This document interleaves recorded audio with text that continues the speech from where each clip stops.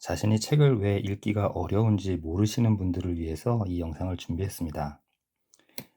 책 읽기가 힘들다라고 말씀하시는 분들이 많이 계신데, 사실 이 말은 음, 구체적이지는 않아요.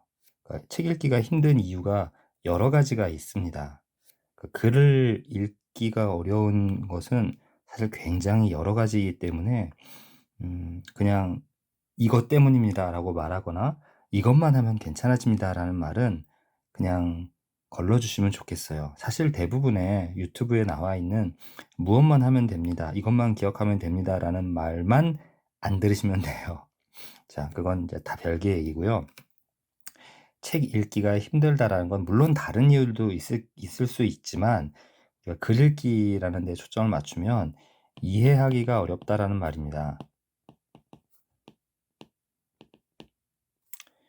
이해하기 어렵다라는 말과 조금 차이가 있는, 이제 글 읽기가 책 읽기가 힘들다에 속하는 또 이야기 중에 하나는 이런 얘기를 하시는 분들이 계시거든요. 눈에서 글자가 튕겨요. 자, 이렇게 말씀하시는 분은 내 얘기네 이렇게 하시겠지만, 저게 도대체 무슨 소리야? 이렇게 말씀을 하시는데, 눈으로 글을 보잖아요. 문장을 이렇게 읽으면 눈이 따라가면서 '아, 이런 얘기를 하는구나.' 이렇게 생각이 돼야 되는데, 눈이 계속 그거를 쳐다보고 있지를 못하는 거예요. 그러니까 어떻게 보면은 딴 생각이 나거나 눈이 딴 데로 흩어진다든지, 이것도 집중력의 문제일 수도 있고, 잘 이해하지 못해서 계속 지속적으로 글의 내용을 마음이 쫓아가지 않는 그런 경우도 있고, 여러 가지가 있어요. 그중에 이제 일부를 좀 말씀을 드릴 겁니다. 또 뭐 졸려요. 근데 졸린다라는 게 실제로 수면이 부족하거나 책을 읽는 것 같이 가만히 앉아 있는 자리니까 그분이 졸릴 수가 있잖아요. 근데 책 읽기 능력이 좀 약한 것과 더불어서 졸리다고 하면, 책을 읽기만 하면 존다, 그러니까 자신의 건강이나 수면의 질, 요런 것들은 생각하지 않고 그냥 책 읽기가 내가 어려워서 졸린다, 이렇게 이해하기도 합니다. 자, 그래서 졸린다라는 건 일단 좀 제외를 하고요. 어 좀 대표적인 걸 좀 말씀을 드릴게요. 그러니까 책 읽기가 힘들다라고 하는 것은요, 책을 읽을 수 있는 능력, 또는 책을 어떻게 읽어야 하는지를 모르시기 때문이에요. 그럼 알면 잘 읽을 수 있을까? 근데 이게 책을 읽는 법을 알기만 하면 되는 것 같지만, 사실 이 읽는 법을 실제로 수행할 수 있게 해 주는, 책을 잘 읽을 수 있도록 가능하게 해 주는 책을 읽는 능력, 그게 없어서 그렇습니다. 그러면 책을 읽는 능력은 책을 그냥 계속해서 읽으면 늘어날까요? 또 그것도 아니에요. 자, 그래서 일단 요것도 단순하게 책을 못 읽어서 책을 잘 읽을 수 없으니까 힘들다라고 얘기를 해 볼게요. 자, 핵심은 여기가 아니기 때문이거든요. 그러니까 책 읽기가 힘들다라는 건 책을 잘 읽기 어려우니까. 그렇다면 왜 읽기가 어려운가가 핵심이 되겠죠. 자, 그래서 여기 이해하기 어렵다에 저는 방점을 두려고 하는데, 여기에서 아까 책을 읽는 방법과 능력이라고 했잖아요. 그것처럼 이해하는 방법, 그리고 이 이해하는 방법대로 할 수 있는 능력을 갖고 있지 못해서 그렇다라고 말씀을 드릴게요. 근데 '이해하는 방법이라는 게 필요한가? 그런 게 있어?' 이렇게 생각을 하실 거예요. 왜냐하면요, 이해를 하는 건, 여러분이 어떤 것을 읽거나 어떤 것을 말을 듣고서 이해를 하는 건 너무나 순식간에 아무 신경 쓰지 않아도 그냥 되기 때문이에요. 이해하기 위해서 뭔가를 생각하거나 노력을 하거나 또 어떤 방법대로 이렇게 해서 해내는 거라면 '그래, 난 오늘 이해하기 위해서 무엇을 했어.'라고 여러분이 이렇게 자각을 하실 수가 있는데, 여러분이 이해하는 거는 그런 의식적인 노력을 필요로 하지 않아요. 대부분. 그래서 내가 어느 정도는 이해할 수 있는 것들도 있지만 이해하지 못하는 것이 좀 덧붙여 있어서 그 부분은 내가 이해를 해나가기 위해 어떻게 해야지 이런 것들을 알지 못하니까 그냥 내가 한 70%는 이해할 수 있고 30%는 노력에 의해서 이해할 수도 있는데 그냥 이해를 못 해버리는 거죠. 자, 그런데 그것을 자신이 이해하지 못했다라는 걸 모르고 넘어가요. 자, 그래서 지금 이제 이해하는 방법과 능력이 있어야 된다라는 얘기에 대해서 동의를 못 하시거나 또 본인들이 이런 어려움에 있는 이유가 뭐냐면 방금 말씀드린 걸 다시 한번 이제 설명을 할게요. 텍스트나 뭐 어떤 상황이든지 우리가 눈으로 보는, 경험하는 상황이든지 우리가 이해해야 할 만한 것들이 한 요만큼이 있다라고 생각을 해볼게요. 그럼 그 중에서 우리가 이거 뭐 하는 거구나, 어떤 일이 벌어지고 있는 거구나를 보면 그냥 알 수 있는 부분들이 있습니다. 마치 사과라고 써 있으면 뭐죠? 사과죠. 이건 바로 연결이 돼요. 나무가 있어요. 여기 사과가 달려 있습니다. 그럼 뭐예요? 사과 나무네.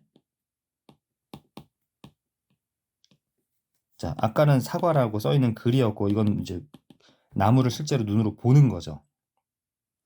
자, 근데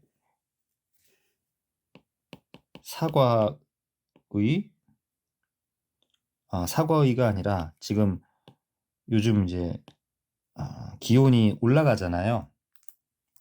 그래서 기후가 온난화 현상 때문에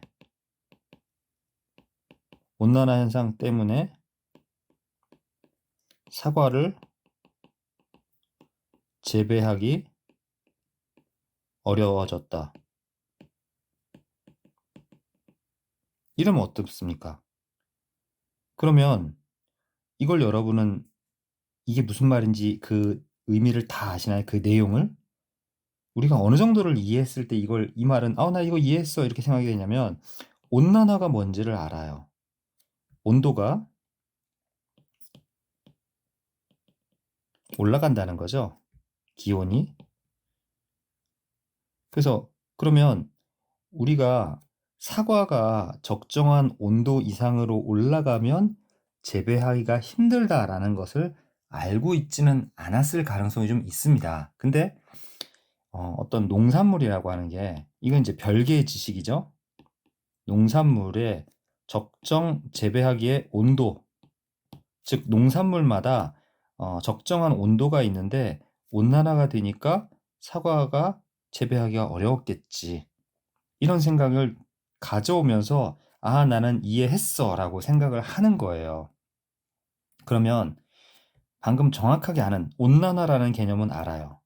사과를 재배하기 어려워졌다는데 사과를 재배하기 어려운 건 만약에 그 재배하시는 분이 돈이 떨어졌거나 또는 사람들이 사과를 안 좋아한다든지 여러 가지 일들이 있을 수 있는데 이 온난화와 연결시켜서 이 온난화와 관계되어서 사과를 재배하기 어려울 만한 상황이 무엇인가를 마음속에서 찾습니다. 그러니까 여기 그때 요런 것들이 찾아와 주면 이해가 되는 거고 이걸 못 찾으면 이해가 안 되는 거죠. 그런데 이 순간순간에 어떤 부분에서 자신이 이런 생각을 잘 연결시키거나 찾아오지 못했음에도 불구하고 글이 눈으로 보니까 쉬워 보여서 난 이해했어 라고 착각하는 경우도 있어요. 근데 이런 착각들이 누적이 되다 보면 내가 뭔가를 많이 읽었는데 마음속에 아주 몇 가지만 있고 분명히 이 정도만 내용이 있는 게 아닐 텐데 라는 생각을 하면서 나는 책이 잘 안 읽어져 이렇게 하시는 분도 있고 아니면 그냥 나 잘 이해했어 이렇게 생각할 수도 있다라는 거죠. 자, 그러니까 지금 요 문장 온난화, 사과 재배 이런 것들을 보듯이 지금 내가 몇 가지 아는 것들이 있는데 그 나머지 것들을 확장하거나 직접적으로 온난화 나 뭐 알아가 아니라 내가 알고 있는 다른 단어들을 이렇게 집어넣어서 여기를 메워주는 거예요. 이거를 우리가 좀 전문적인 얘기로 하면요. 지금 메워주는데 메우려면 마치 어떤 웅덩이가 있는데 흙을 가져서 메우면 메워지잖아요. 그러니까 이 웅덩이라는 우리가 비어 있다라는 것을 알고 여기 비어 있네. 이렇게 알고 그다음에 그럼 뭘 가져다 메울까? 여기 흙이 있어요. 흙. 그러면 이걸 갖다가 메워야 되겠네라고 하고 실제로 이것을 메워 넣는 이런 것들이 필요하죠. 1 비어 있네. 뭘로 할까? 두 번째로 찾아요. 그랬더니 적당한 게 있어요. 그리고 그거를 메웁니다. 자, 그것처럼 비어 있네. 비어 있네라고 한 거는 비어 있다. 그러니까 가득 채워져 있어야 되는데 그러지 않네라고 하는 이 채워짐에 대한 어떤 기준이 있는데 이것을 스탠다드 오브 코헤런스 해가지고 SOC 즉 응집성 기준이라고 합니다. 그리고 이 응집성 기준에 맞춰서 부족한 부분을 발견하니까 뭘 여기다 채워놓으면 좋을까라고 하면서 찾습니다. 찾는 거는 이제 내 마음속에서 탐색을 하는 거예요. 지식 탐색을 합니다. 그랬더니 적당한 게 있어요. 즉 우리가 갖고 있는 배경 지식 중에서 적절한 것들을 가지고 있어야 되죠. 보유하고 있어야 되죠. 배경 지식 또는 이전에 읽은 내용 중에서 탐색을 해서 적당한 거를 찾아내는 거죠. 그리고 나서 그것을 집어넣어서 메웁니다. 그러니까 요 과정을 요 2에서 3에 이르는 과정을 이걸 추론이라고 말할 수 있어요. 자, 이렇게 하는 게 이제 이해하는 방법이라고 할 수 있습니다. 그리고 이것을 해낼 수 있는 게 또 능력이기도 하죠. 그러니까 방법을 안다고 하는 게 아니라 그 방법이 우리 마음이 작동하도록 자동화가 돼 있어야 돼요. 마치 우리가 악기를 연주하거나 어떤 기계를 빠르게 작동하는 무슨 포크레인을 이렇게 운전하는 것 같은 또는 자동차 운전이라든가 아니면 스포츠에서 어떤 동작을 한다든지 그런 것처럼 아주 능숙하게 할 수 있도록 숙달이 되어 있어야 되는 거예요. 그러니까 이걸 단순히 방법을 안다 모른다가 아니라 그 방법을 행할 수 있다 없다인 거예요. 근데 그게 안 되기 때문에 이해하기가 어려운 거죠. 자, 그래서 조금 복잡하니까 몇 가지 좀 지우고요. 그래서 여기서 보듯이 지금 제가 비어있네라고 해서 응집성 기준이라는 얘기를 했잖아요. 그 마음속에 그러니까 우리가 어떤 것이 적절한 충분한 내용, 그러니까 이해를 어떤 지식이 마음속에 들어왔을 때 이것저것 필요한 사항들이 다 있다 없다를 실시간으로 글을 읽으면서 내 마음을 들여다볼 수 있는 게 응집성 기준이에요. 그리고 아까 탐색을 한다고 했는데 내 마음속을 들여다보는 능력이 필요합니다. 흔히 글을 읽을 때 텍스트에 뭐라고 써 있는지만 그걸 그대로 암기하려고 하는 분들이 정말 많아요. 이게 시험의 폐해인데요. 시험 지문을 읽으면서 생각해서 마음속에 남기고 그걸 가지고 문제를 푸는 게 아니라 뭐라고 써 있었지 하면서 이렇게 왔다 갔다 한다거나 이렇게 하려는 거죠. 근데 사실 그 완전히 처음 본 글을 순식간에 머릿속에서 카피하듯이 외워서 문제를 풀 수 있는 건 아니에요. 어느 정도는 이해를 하는데 그 이해를 더 장려하지 않고 그 이해하는 게 오히려 시간을 허비한다든지 쓸데없는 문제풀이 전략이라고 생각을 해서 그 이해하는 방식이 더 발전하고 더 잘 쓸 수 있게끔 하지 않는 데 문제가 있어요. 자, 그래서 이 탐색하는 것을 뭐라고 할 수 있냐면 이제 읽기에서는 우리가 자신의 이해를 점검한다고 합니다. 이걸 이제 그 셀프 레귤레이션이라고도 할 수 있고요. 그 컴프레hen션 모니터링이라고도 할 수 있어요. 그러니까 자기 자신의 마음속을 들여다보는 건데요. 이거 처음에 이렇게 해보라고 하면 사람들이 뭘 해야 될지를 모르고 자기 마음속을 들여다볼 수가 없어요. 근데 굉장한 스트레스에 이제 시달리다 보면 사람들이 살아남기 위해서 도대체 내가 뭐 때문에 이렇게 힘든 거지? 뭘 걱정하는 거지? 뭐 때문에 열받아 있지?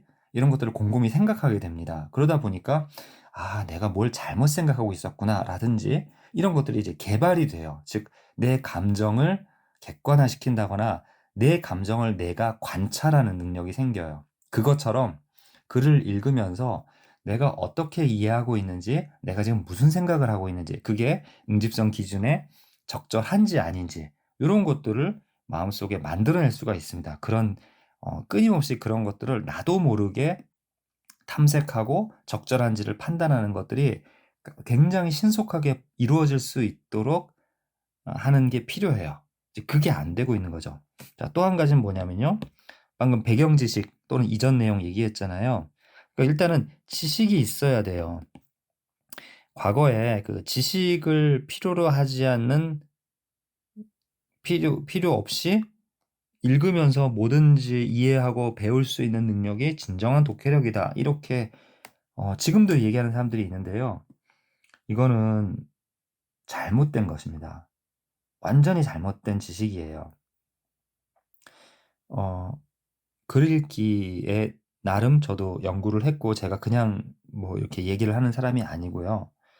어, 많이 얘기하긴 그렇지만 저는 글 읽기를 우리가 어떻게 읽는지 그것을 연구한 사람입니다. 정식으로 하고 지금도 하고 있고요. 배경 지식 없이 이해하는 것은 글 읽기가 아니에요. 자, 그런데 이제 배경 지식이 있는데 이 배경 지식이 그냥 읽기만 해서 되는 게 아니고요. 이렇게 내가 읽는 그 상황에 집어넣을 수가 있어야 돼요. 그래서 우리 머릿속에 기억되어 있는 지식은 사실 굉장히 방대합니다. 하지만 글을 읽어 나가면서 우리가 갖고 있는 모든 지식 중에서 내가 지금 읽고 있는 글과 관련된 어떤 부분들을 읽으면 그게 내 마음속에 어떤 부분을 자극시켜줘서 마치 커다란 창고에 하나의 이렇게 등불을 서치라이트처럼 쫙 비춰지는 거 말고요. 뭐 캠핑 등이라든가 뭐 램프 이렇게 주변만 비춰지는 거 있잖아요. 그런 등을 들고 돌아다니는 것과 같아요. 아이고, 팔을 먼저 그려버렸네. 그러면 이쪽 글을 읽어서 이 내용들이 내 마음속으로 딱 들어오면 그것과 관련된 부분들을 이렇게 요만큼 일부를 비춰주는 거죠. 그러면 거기에 대해서 내가 이렇게 머릿속을 이렇게 이해하는 것들을 탐색하다 보니 어디 비어 있고 메워야 되는 부분이 있네 하고서 어떤 지식을 불러오려고 할 때 내가 이렇게 이 밝혀놨기 때문에 좀 밝혀놨던 요 부분에 관한 지식들을 빨리 찾게 되는 거죠. 그러니까 지식이라는 것도 사실 어떻게 보면 필요에 따라 적절한 지식이 활성화될 수 있는 지식이 중요한 거예요. 그러니까 무조건 집어넣어 놨다든지 막 책을 많이 읽어서 많이 알아놓는 게 아니라 그 지식이 글을 읽을 때 연관된 내용들을 접할 때 그 부분이 활성화될 수 있는 게 필요해요. 자, 일단은 이제 어떤 게 필요한지만 얘기를 드리니까 그걸 어떻게 내 머릿속에 쌓느냐, 어떻게 그렇게 잘 활성화될 수 있도록 만드냐, 그 부분은 여기선 얘기를 안 하겠습니다. 자, 그 다음에 이전 내용 있잖아요. 그러니까 여기 지금 요 이전 내용, 그러니까 글을 읽을 때 내가 어떤 부분을 읽고 있으면 이전에 읽었던 내용에서 뭘 가져와서 같이 결합을 한다든지 아까 그랬으니까 이건 이런 거야 라고 현재 읽는 것에 대한 해석을 도와주는 내용이 이전에 있을 수가 있습니다. 우리가 드라마나 뭐 소설을 읽을 때 보면 어떤 사람이 어떤 행동을 하는데 이 사람이 왜 이런 행동을 하는지는 이전에 봤던 내용을 통해서 아, 그래서 이 사람이 이렇게 화가 났구나, 또는 갑자기 이 사람이 뚱딴지 같은 행동을 했는데 그게 아마도 아, 아까 그래서 그랬었던 거 아닐까? 이렇게 이해할 수가 있죠. 자, 그러려면 이전에 봤던 내용들이 앞으로 어떤 내용이 나올 거라고 그전부터 이미 예상하고 있을 수도 있지만 다음에 어떤 내용과 연결될지는 사실 모르고 있는 경우도 많잖아요. 그런데 지금 읽다 보니까 하고 나도 모르게 이렇게 탁 연결이 되는 거예요. 이거는 그때그때 우리가 읽은 것에서 완전히 이건 무슨 얘기가 나올 거라고 그렇게 딱 결론을 이미 다 아는 것은 아니지만 그때그때 읽을 때 꽤 인상적이고 또 나름 다른 내용과 연결할 수 있을 만큼 좀 잘 파악된 것들이 있어야 돼요. 그래서 이전 내용들을 잘 기억하거나 또는 내가 이미 이전에 접했던 지식이라든가 아니면 예전에 읽었던 스토리와 좀 유사성이 있어서 내 마음속에 되게 익숙한 내용이어야 합니다. 그러면 그것을 우리가 잠깐 동안, 그러니까 읽으면서 계속 뒤로 밀려나잖아요. 이전에 읽은 내용들이. 근데 그 밀려났음에도 불구하고 그게 내 머릿속에 잘 머물러 있을 수 있는 익숙한 것이어야 된다라는 거죠. 그러면 이 익숙하다는 걸 조금 다르게 말하자면 그 부호화를 잘 시킨다는 건데, 요것도 좀 패스할게요. 복잡하고 어려워지니까. 그런데 두 가지가 있어요. 그러니까 그때그때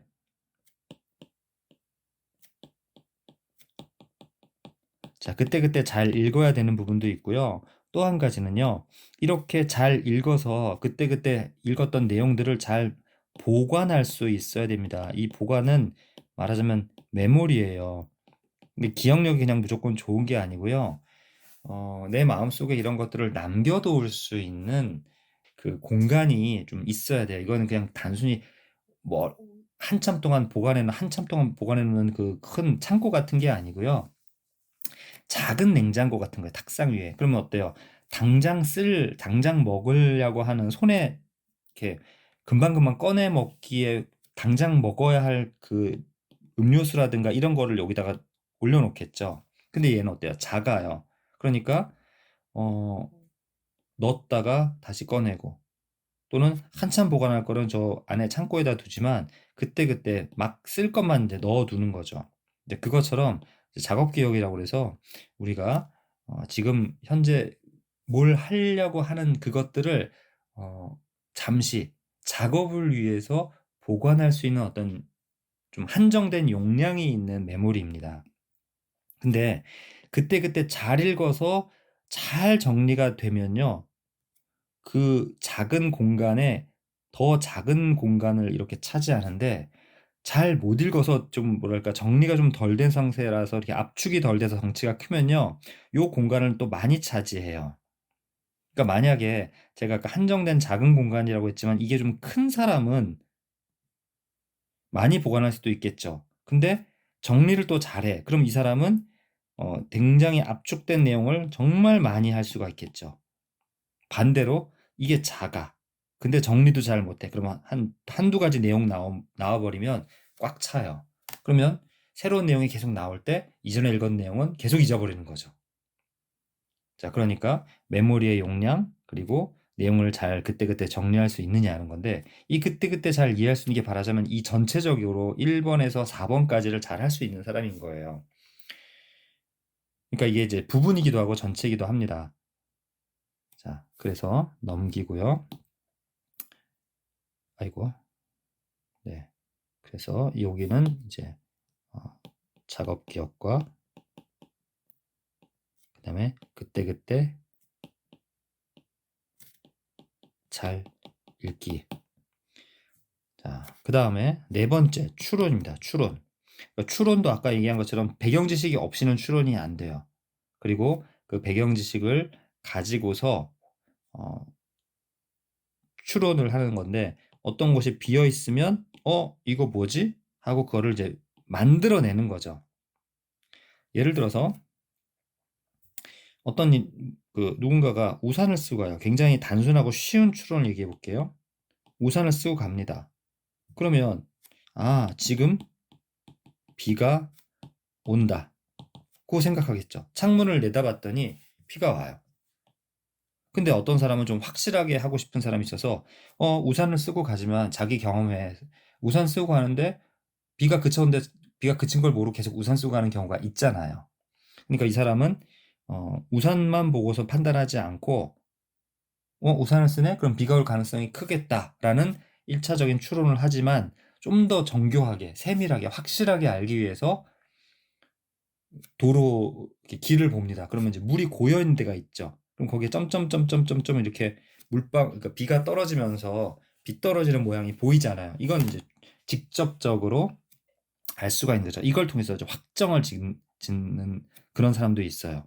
그러니까 이렇게 어, 우산을 쓴다. 근데 우리 머릿속에 우리가 갖고 있는 경험상 비가 오면 우산을 쓴다. 그러니까 비가 오나 하고 궁금했는데 그걸 이제 우산을 쓰고 있다라는 걸 통해서 여기를 이제 메워 넣는 거죠. 그러니까 우리 눈에 보인 건 비가 눈에 보인 게 아니라 비가 가늘게 내려서 우산이 보였어요. 하지만 우산을 통해서 비가 왔구나라고 추론을 하는 거죠. 이건 굉장히 약하고 되게 단순한 추론이에요. 조금 더 들어간 건 예를 들어서 어떤 일이 벌어졌습니다. 어떤 현상이 또는 어떤 사건이 벌어졌어요. 근데 우리 마음속에 갖고 있는 지식으로는 이러한 일들은 뭐뭐가 있을 때 이런 일이 벌어져요. 그러니까 요거는 우리 마음속에 있는 지식 속에 있는 거죠. 즉 이게 원인이에요. 이 지식을 그러니까 가져다가 여기다 끼워 넣는 거죠. 그러니까 우리가 눈으로 보거나 경험하거나 글을 읽었을 때 이런 일이 일어났다는 걸 봤어요. 알게 되었어요. 그렇다면 이래서 그랬겠구나라고 생각을 하는 거죠. 이게 추론이에요. 그러니까 그런 원인으로 인해서 이런 일들이 벌어진다라는 지식이 있으니까 요것을 보고 요걸 마음속에서 가져오는 거죠. 이건 이제 인과추론이라고 합니다. 자, 그래서 이런 것들이 잘 벌어질 수 있도록 이건 마치 우리가 암기해 놓은 그러니까 영어 회화를 할 때 외국어로 회화를 할 때 암기해 놓은 표현을 상황에 맞게 탁 그냥 그대로 재생하는 게 아니라 우리가 문장을 만들어서 상대방이 어떤 말을 했을 때 거기에 적절한 내가 대답을 하고 또 나도 질문도 하고 그래서 내가 잘 능숙하게 말할 수 있는 그 문장 만들고 또 듣고 이해하는 그 어, 자연스러운 대화가 되어가는 것처럼 능숙할 때 가능한 책 읽기예요. 그럼 이제 책 읽기가 굉장히 어렵게 느껴질 수가 있는데 사실 여러분들이 만약에 글을 전혀 읽을 수 있는 사람, 읽지 못하는 사람이라면 지금 어렵다, 이게 쉽지가 않다 이렇게 해서 내가 해야 될 게 많다라고 생각하셔도 괜찮겠지만 어느 정도는 글을 읽거든요. 다만 거기서 내가 더 잘 읽기 위해서는 무엇을 해야 되는지를 사실상 거의 모르고 있는 게 대부분 사람들이에요. 자, 그래서 그렇다면 내가 현재 이 어느 정도 또 잘 읽을 경우에 잘 읽는 글을 볼 때는 어떻게 하는가? 거기에 비해서 내가 좀 새로운 다른 방면의 글을 읽는다거나 또는 좀 더 어려운 글을 읽을 때 여기에 나와 있는 무엇 때문에 내가 좀 안 되는구나. 요걸 생각하셔서 본인의 문제점을 좀 찾아야 되는데요. 자, 그런데 이러한 어려움들이 어느 하나에 있어서 나는 저것 때문에 그래 이렇게 딱 하나만 찝어서 말할 수가 없습니다. 다들 여기에 조금 저기에 조금 해서 전반적으로 어느 부분이 안 되거든요. 게다가 글이 가지고 있는 특성들이 틀려요. 그래서 어떤 글은 추론이 굉장히 중요하고요. 또 어떤 글은 이런 지식을 정말 많이 필요로 해요. 그러니까 웬만큼 내가 좀 아는 걸 동원해서 생각해서는 이해가 안 되고 정말 어느 정도까지는 꼭 알아야 되는 이러한 글도 있습니다. 물론 글이 다른 것만 아니라 독자들도 다 다르기 때문에 그 독자에게는 이 글을 읽기 위해서 뭐가 더 필요하냐 이것도 또 달라져요. 자, 그래서 굉장히 복잡한 이야기입니다. 그래서 아까 말씀드린 것처럼 뭐 하나만 하면 된다라는 건 방금 이야기한 그 독자에 대한 부분을 전혀 생각하지 않았고요. 또 글 읽기가 더 향상돼야 하는 분들이 어떤 글을 읽을 때 어려움이 있어서 영상을 보고 있는지에 대해서 전혀 상관없이 그냥 이것만 하면 돼라고 해서 그럴듯하게 이야기하는 겁니다. 그래서 그런 것 말고 조금 어렵지만 본인이 무엇 때문에 이럴까를 좀 생각을 하셔야 돼요. 자, 그 다음에 위에서 지금 여기 아이쿠 여기에 세 번째 거 글자가 튕겨요라는 얘기를 했잖아요. 이것도 물론 이렇게 같은 말을 하지만 좀 서로 다른데 그냥 이렇게 같은 말 연결해서 일치하는 경우도 있어요. 자, 근데 좀 대표적인 걸 하나 얘기를 하면 우리가 눈으로 글을 보면서 이 글이 뭐라고 했구나, 뭐라고 써 있구나를 알아본 다음에 그 써 있는 것의 의미를 머릿속에서 이제 만들어냅니다. 근데 내가 지금 보고 있는 게 글자가 맞아? 마치 내가 글자가 아닌 다른 걸 보고 있는 것처럼 눈이 거기를 계속 못 보는 이런 분들이 있어요. 이것도 사실 굉장히 다양한 이유입니다. 뭐 게임을 많이 하는 경우에도 우리가 글을 많이 보는 것, 이렇게 잘 보는 게 어려울 수가 있어요. 그 다음에 우리가 주로 이제 핸드폰이나 이런 거 또는 모니터, 그러니까 컴퓨터로 보더라도 기사 검색 같은 거 하거나 글을 읽더라도 스크롤을 하잖아요. 그러면은 눈이 굉장히 힘들어요. 왜냐면 글자 이 줄이 고정되어 있는 게 아니라 움직이잖아요. 그럼 우리가 그걸 쫓아가면서 봐야 돼요. 근데 계속 스크롤하면서 대충 보는 것에 관심이 있다 보니까 그렇게 많이 하다 보니까 나중에는 책처럼 그냥 이렇게 스크롤이 되지 않고 고정되어 있는 상태에서도 눈이 충분히 집중을 못하는 거예요. 그래서 그 안구운동 추적 실험을 할 때 보니까 이 왼쪽에서 오른쪽으로 이렇게 쭉 일직선으로 되어 있는 이 글줄을 시선이 막 위아래로 요동치면서 이렇게 지나가는 분들이 있어요.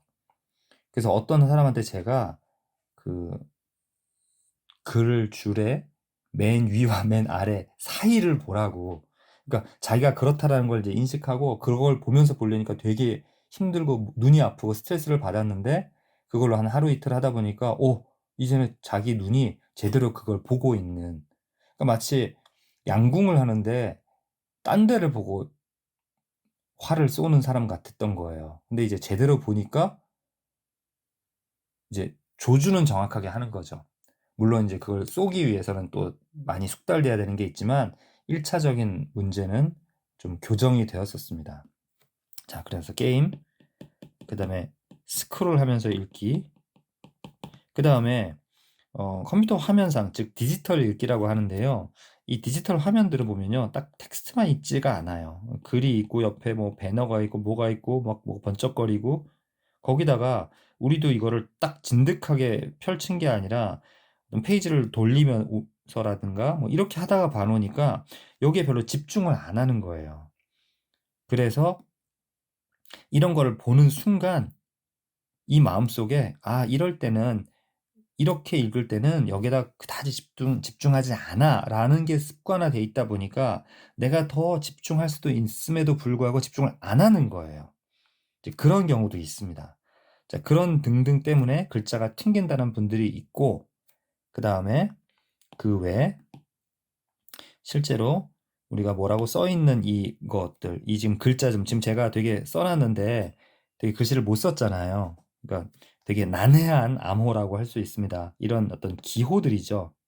즉 기호는 코드예요. 근데 이 기호 봐요. 이거를 우리가 어쨌든 기호라고 써 있는 이 글자를 우리는 기호라고 읽습니다.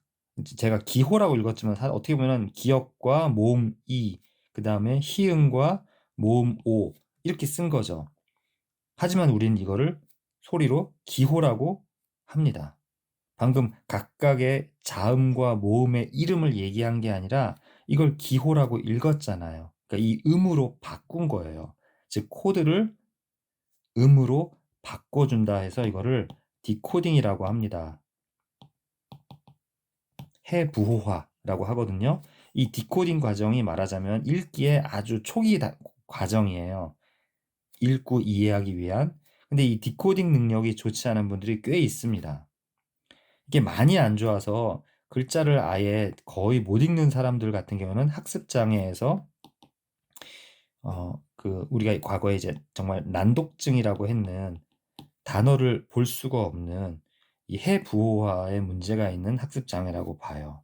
근데 그 정도는 아니지만 글줄을 읽는데, 그러니까 단어 하나를 아예 읽기가 힘든 게 아니라 단어들은 꽤 읽지만 이 단어의 연속들을 유창하게 읽지를 못하는 것을 학습 장애에서 읽기 유창성 장애라고 합니다. 읽기 유창성은 또 어느 정도 되지만 이 유창하게 읽은 것에 대한 이해를 능숙하게 못 해내는 것은 이해 장애라고 해요. 그러니까 뭐 용어가 통일된 것은 아니지만 읽기 이해 장애라고 합니다.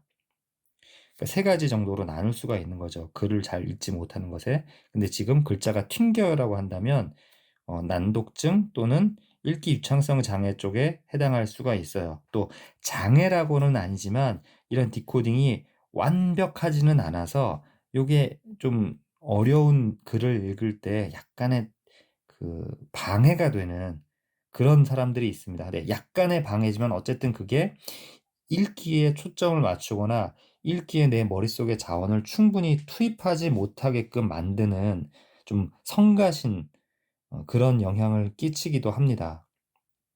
자, 그래서 글 읽기의 문제는 굉장히 여러 가지들이 있는데 조금 대충 간략하게 말씀을 드린 거예요. 그래서 지금 본인들이 생각했을 때 이 정도 해설이 제가 설명을 해드렸으면 그럼 난 저게 문제구나 이렇게 딱 연결되지는 않지만 일단 그만큼 읽기라는 것이 굉장히 복잡하고 그리고 단순하게 뭐를 찾아서 한다든지 단순하게 빨리 낫게 할 수 있다, 향상시킬 수 있다는 것은 좀 아니라는 걸 이해해 주셨으면 좋겠어요. 그래서 나에게 필요한 부분들이 무언지를 잘 파악하고 그리고 어, 내가 생각한 것과 달리 다른 문제가 있을 수도 있다라는 것도 잘 생각을 해 주셨으면 좋겠습니다. 그래서 꾸준히 노력을 하면서 어, 그 개선을 하려고 하는 게 필요해요. 자, 근데 이렇게 말씀을 드리고 나면 그러면요, 질문이 하나 있는데요. 책을 쭉 읽으면 나아질까요? 이렇게 질문을 하시기도 해요. 근데 제가 지금까지 한 얘기들을 종합을 해보면 어때요? 책을 읽는 것을 통해서 독해력이 잘 향상을 시킬 수 있을까요?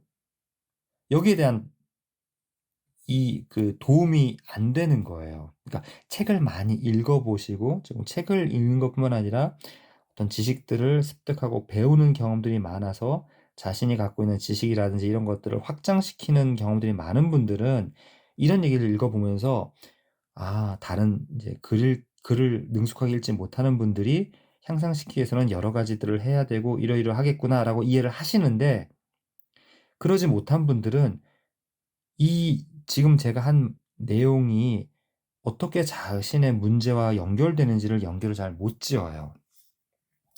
그러니까 이거는 뭐 비하하거나 그게 아니라 굉장히 안타깝고 이만큼 삶에 지장을 준다는 이야기예요.